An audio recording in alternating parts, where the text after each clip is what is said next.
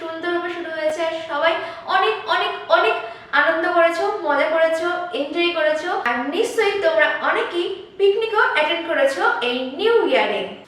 New ইয়ারে তোমাদের সবাইকে জানাই অনেক অনেক ভালোবাসা আর বড়দের জানাই আমার প্রণাম।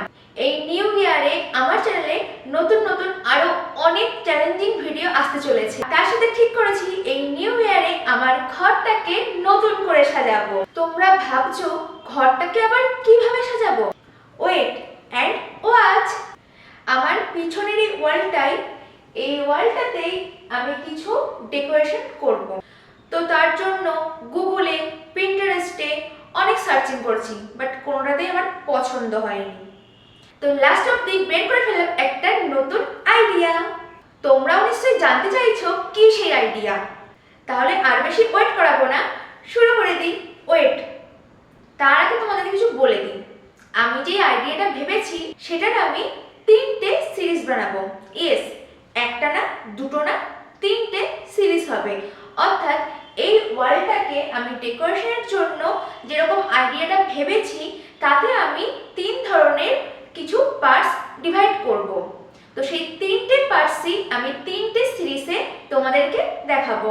তো আজকে তার জন্য ফার্স্ট সিরিজটা স্টার্ট হচ্ছে, অর্থাৎ আজকে আমি ফার্স্ট পার্টটা স্টার্ট করব। এবার তাহলে শুরু করা যাক। Let's go. আমি এখানে একটা হ্যান্ডমেড পেপার নিয়ে নিয়েছি। এটা কীরকম দেখে তোমরা বুঝতেই পারছো, অনেকটা ক্যানভাস পেপারের মতো দেখতে হয়। এটা এবার আমি কেটে নেব। আমার এখানে বিভিন্ন রকম মাপের পেপারগুলো লেগেছিলো, আমি সেই মাপ অনুযায়ী পেপারগুলোকে কেটে নিয়েছি। এবার ফার্স্টে ড্রয়িংটা স্টার্ট করে দিয়েছি। বাজারে এরকম ক্যানভাস পেপার পাওয়া যায়, ক্যানভাস বুক পাওয়া যায়, ক্যানভাস বোর্ড পাওয়া যায়, আবার আরেক ধরনের আছে ক্যানভাস পেপারেরই স্পাইরাল বুক।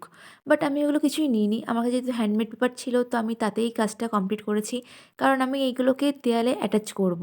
আজকে আমি যেই ড্রয়িংগুলো করছি সেগুলো কিন্তু আমি আগে থেকেই প্ল্যান করে নিয়েছিলাম। আজকে যেহেতু ফার্স্ট পার্ট করছি, তো ফার্স্ট পার্টে কোন ড্রয়িংগুলো একটা পার্টের মধ্যে রাখবো সেটা নির্দিষ্টভাবে ঠিক করে নিই, এবং কী ড্রয়িংগুলো করবো, কীরকম কী কালার কম্বিনেশন হবে সব কিছু আগের থেকে একটা প্ল্যান করে নিয়েছিলাম, এবং সেই অনুযায়ী আমি আজকে কাজগুলো করছি। আর কালারের ক্ষেত্রে কিন্তু সবসময় আগে লাইটের থেকে ডিপ কালারের দিকে যেতে হবে। এই পিকচারটি যে মেয়েটা রয়েছে তার কিন্তু বডি আঁকার আগে আমি কিছু লাইন্স এবং আউটলাইন ড্র করে নিয়েছিলাম। প্রতিটা বডি শেপ আঁকার আগেই কিছু রুলস থাকে, আর সেগুলোকে ফলো করলেই পিকচারটা যথেষ্ট ন্যাচারাল লাগে। আর কালার করার সময় ফার্স্টে বেসিক কালার হিসেবে লাইট কালার দিতে হয়, সবচেয়ে লাইট শেড যেটা সেটা দিতে হবে, তারপরে আস্তে আস্তে ডিপ কালার দিয়ে ডিটেলস অ্যাড করতে যেতে হবে। তাহলে কিন্তু ছবিটা যথেষ্ট পরিমাণে ন্যাচারাল হয়ে উঠবে আর খুবই সুন্দর লাগবে, মনে হবে যে ছবিটাই বোধহয় কিছু বলতে চাইছে।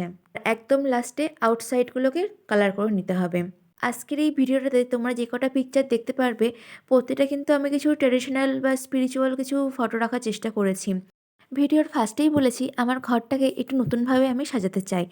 তো সাজানোর ক্ষেত্রে আমি অনেক কিছু সার্চ করেছিলাম, কীরকমভাবে দেওয়ালগুলোকে সাজানো যায়। পিন্টারেস্টেও আছে প্রচুর আইডিয়া, গুগলেও আছে, কিন্তু আমার কোথাও গিয়ে মনে হয়েছিল যে না, সবগুলোই আম, কেউ করে ফেলেছে। আমি সবসময় ইউনিক জিনিসগুলো বেশি পছন্দ করি। তো নিজেও চাই যে নিজের ঘরটাকে যখন সাজাবই তখন নতুন কিছু করি, নতুনত্ব কিছু দিয়ে সাজানোর চেষ্টা করি।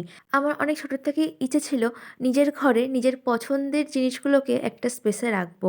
তো সেই রকমই ভাবনা চিন্তার সাথেই আমি এগিয়েছি এই ডেকোরেশনটার কাজে। জানি না লাস্ট অব্দি দেওয়ালটার আউটলুক কীরকম আসবে, বাট আমি আমার সবটা দিয়ে চেষ্টা করব দেওয়ালটাকে খুব সুন্দর করে সাজানোর, যতই হোক আমার নিজের ঘরের দেওয়াল বলে কথা। সেই মতনই আমার পছন্দের যে জিনিসগুলো ফার্স্টেই ছিল একটু ট্রেডিশনাল লুকের ওপর।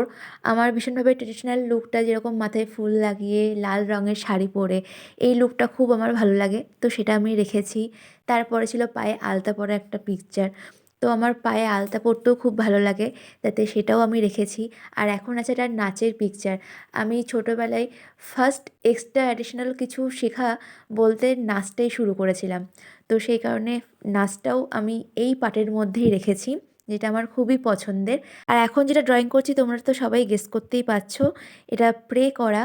তো আমার ঠাকুর প্রে করতে, পুজো করতে খুব ভালো লাগে। আমি ঠাকুর বিশ্বাস করি, তবে অন্ধবিশ্বাস করি না। ঠাকুর ওপর সবসময় বিশ্বাস রাখি, ভরসা রাখি। জানি যে ঠাকুর যেটা করেন সেটা ভালোর জন্যই করেন। আর আমি একটা কথা সবসময় মানি, যা হয়েছে তা ভালোর জন্য হয়েছে, যা হচ্ছে তা ভালোর জন্য হচ্ছে, আর যেটা হবে সেটা ভালোর জন্যই হবে। তো এইটার সাথে সাথে আমি ঠাকুর বিশ্বাসটা তো করি, তাতে এই প্রের পিকচারটাও আমি রেখেছি। নিজের পছন্দের সব জিনিসগুলো কিন্তু এই একটা পার্টের মধ্যেই রাখলাম না, পরের বাকি দুটো পার্টের মধ্যেও আমার পছন্দের জিনিসগুলোই থাকবে। পরপর 3টে পার্টের ভিডিও, 3টে সিরিজ, সবগুলোতেই আমার পছন্দের জিনিস, আর তা মিলিয়ে আমার ওয়াল ডেকোরেশন। তোমাদের সাথে কথা বলতে বলতে আমার সবকটা পিকচার ড্রয়িং করা কমপ্লিট। এবার আমি গ্লস ভার্নিশ অ্যাপ্লাই করে নেব। এই পিকচারটাই অ্যাপ্লাই করছি, আর পরের 3টে পিকচারেও আমি গ্লস ভার্নিশ অ্যাপ্লাই করে নেব। অ্যাপ্লাই করার পরে এতটা গ্লসি হয়ে গেছে, এবার শুকিয়ে নেব।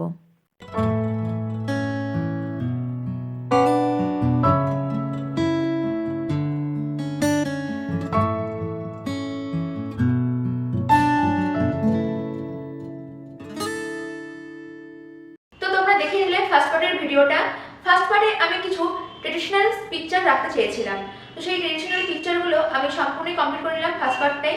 এবার সেকেন্ড পার্ট এবং থার্ড পার্টে বাদ বাকি পিকচারগুলো আসতে চলেছে।